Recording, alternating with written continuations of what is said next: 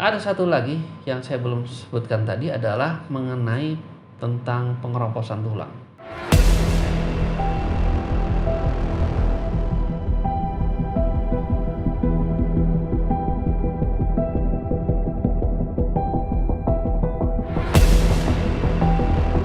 Assalamualaikum warahmatullahi wabarakatuh. Saya Dr. Rudiansah.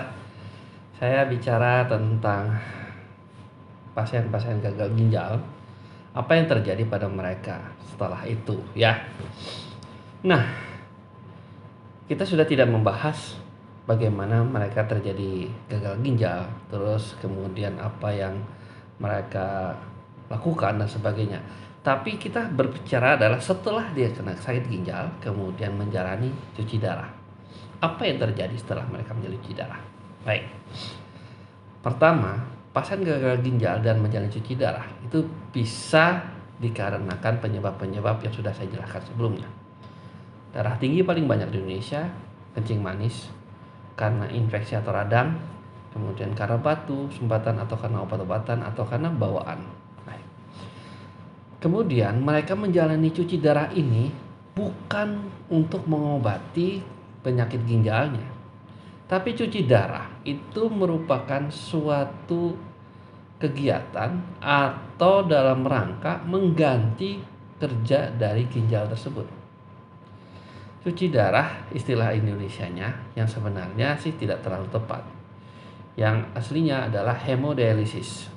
Hemodialisis atau hemodialisis ini merupakan pengambilan bahan-bahan sampah, bahan-bahan metabolisme dari tubuh kita yang harusnya dibuang melalui ginjal.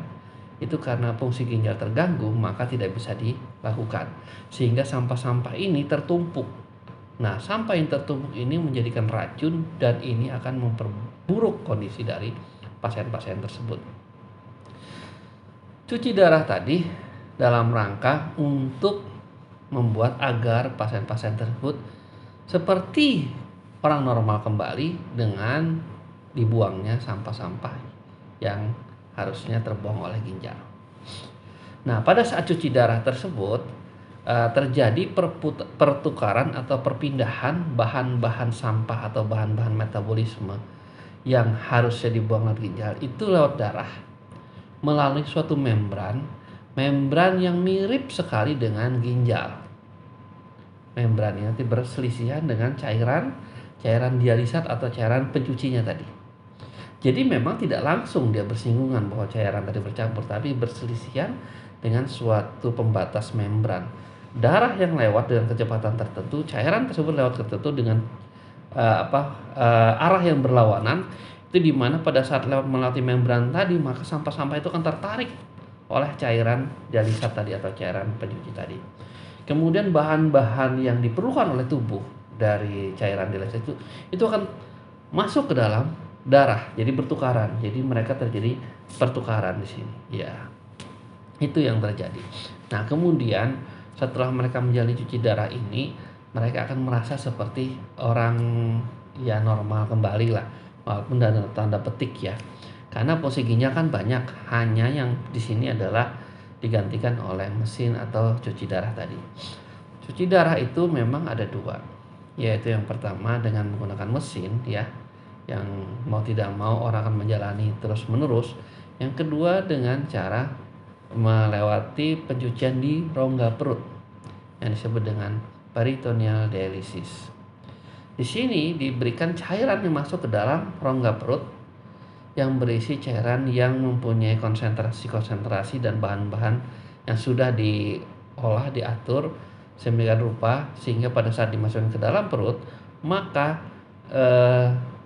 darah yang di dalam pembuluh-pembuluh darah di perut itu, di dinding-dinding perut, di penggantung usus, omentum dan sebagainya, itu akan bertukaran dengan cairan yang merendamnya tadi yang di dalam rongga perut. Sama seperti proses cuci darah yang saya katakan tadi, bersinggungan berlawanan cairan lewat tadi. Tapi di sini hanya diam, dia akan bertukaran sendiri dengan perbedaan konsentrasi. darah yang mengandung sampah-sampah itu akan tertarik keluar masuk ke rongga perut yang ada cairan tadi. Kemudian cairan yang dimasukkan dalam rongga mulut atau cairan dialisis atau yang masuk dalam peritoneal tadi itu masuk ke dalam pembuluh darah, melewati membran pembuluh darah tadi, bertukaran sama seperti tadi, tapi pertukarannya sifatnya pasif, bukan seperti yang tadi dengan adanya tekanan yang cepat sehingga dia langsung berpindah dengan cepat juga. Kalau ini dia diam, dia akan bertukar sendiri masing-masing ya. Jadi kayak orang tukar tambah ya, yang satu masuk, yang satu keluar, satu masuk keluar, sehingga terjadi keseimbangan di mana pada saat suatu saat tertentu maka keseimbangan ini akan stabil dan tidak bisa lagi bertukaran. Nah, itulah waktunya untuk diganti cairan yang baru. Sehingga pada dialisis yang menggunakan rongga perut tadi, cairan tadi itu dilaksanakan rata-rata 3-4 kali dalam sehari. Jadi ini mirip seperti fungsi ginjal seperti biasa. Makanya secara umum memang lebih menguntungkan dalam kondisi tertentu, tapi di kondisi-kondisi lain harus ada sedikit ekstra dalam perlakuannya. Nah, kembali apa yang terjadi pada pasien-pasien yang sudah cuci darah tadi, maka kita harus memikirkan bahwa akan tetap terjadi komplikasi-komplikasi yang terus berjalan selama kondisi ginjal ini yang tetap gagal dalam fungsinya. Karena fungsi ginjal itu banyak. Salah satunya tadi adalah membuang sampah ya, kemudian membuang cairan yang lewat kencing itu. Nah, pada orang gagal ginjal biasanya pembentukan cairan sudah berkurang, sudah sulit sekali, sehingga kencing sudah hampir tidak ada. Bahkan ada pasien-pasien yang hanya mengeluarkan kencing hanya tetes demi tetes. Mungkin 1-2 tetes saja sudah bisa keluar. Nah, ini memang yang terjadi. Selain itu, dia juga membentuk hormon eritropoietin, di mana hormon eritropoietin ini sebagai bahan baku untuk pembentukan sel darah merah. Dan ini mempertahankan kadar hemoglobin pada pasien-pasien pada semua manusia, dan khususnya ini pada pasien gagal ginjal otomatis dia akan terganggu. Selain itu dia juga mengontrol tekanan darah. Tekanan darah itu dikontrol melalui sistem hormonal juga dan sebagainya. Nah, jadi pada kasus-kasus orang yang cuci darah ini banyak terjadi gangguan-gangguan yang harus kita segera kelola agar ini tidak menjadi komplikasi-komplikasi semakin berat. Nah, ada satu lagi yang saya belum sebutkan tadi adalah mengenai tentang pengeroposan tulang. Di mana pada kasus-kasus orang yang cuci darah atau gagal ginjal, maka sering terjadi osteoporosis dini, di mana tulang-tulang mudah sekali keropos. Kenapa keropos tulang ini? Nanti mekanismenya saya akan jelaskan di akhir ya, karena itu kuncinya salah satu. Sekarang saya bicara dulu komplikasi yang pertama adalah darah tinggi. Pada kasus ginjal, penyebab penyakit ginjal adalah darah tinggi, sehingga darah tinggi itu menyebabkan ginjalnya rusak. Tapi juga sebaliknya, begitu ginjalnya rusak, maka dia tidak bisa mengontrol tekanan darah, maka tekanan darahnya akan tinggi terus. Dengan tekanan darah tinggi, maka ginjalnya pun jadi semakin rusak. Ginjal semakin rusak, maka tekanannya pun tidak bisa dikontrol. Jadi inilah yang disebut dengan vicious circle atau lingkaran setan, di mana darah tinggi dan ginjal itu saling berhubungan, dan kadang-kadang pada suatu saat kita agak sulit mana yang lebih dulu, mana yang harus kita bereskan gitu. Makanya kenapa orang-orang gagal ginjal atau yang menjalani hemodialisis atau cuci darah itu tetap mengkonsumsi obat-obat darah tinggi bagi mereka yang tidak bisa mengontrol tekanan darah tinggi. Dan ini pun kadang-kadang bahkan sampai 5 macam obat darah tinggi pun tekanannya masih di atas 180, bahkan di atas 200 ya. Nah, ini memang kenapa? Karena kontrol tekanan darah udah nggak bisa lagi oleh ginjal. Bahkan ada terapi yang dilakukan dengan cara membakar atau merusak saraf-saraf di pembuluh darah besar di ginjal. Jadi di aorta renalisnya, arteri renalis itu dibakar saraf-sarafnya agar dia tidak peka dalam hal untuk mengontrol tekanan, yaitu denervasi arteri renalis. Dan ini pun masih keberhasilannya masih 50-50. Ada yang berhasil karena dia dirusak saraf-sarafnya, maka dia tidak bisa lagi merespon tekanan tadi, maka tekanannya turun. Tapi ya tetap juga beberapa waktu kemudian ternyata masih bisa lagi terjadi lagi juga. Ini yang sering yang sudah dijalani. Nah, selain itu anemia, HB yang rendah. HB yang rendah ini karena hormon eritropoietin yang dibentuk oleh ginjal itu berkurang atau malah hampir tidak ada lagi. Sehingga pasien-pasien ini perlu dapat suntikan atau tambahan eritropoietin atau namanya hormon untuk penambah darah. Kalau orang-orang bilang ya, orang awam. Nah, hormon eritropoietin ini sebagai bahan baku untuk pembentukan sel darah merah. Nanti bersama-sama dengan zat besi, bersama dengan HB, maka terjadilah sel darah merah ini bentuk. Nah, selain itu anemia, karena setiap hemodialisis, setiap kita cuci itu, maka darah-darah yang tertinggal di dalam tabungnya itu sekitar 1/4 liter, otomatis tubuh juga akan lama-lama akan kekurangan darah dan terjadi anemia. Ya. Nah, pembentukan sel darah merah sendiri terganggu.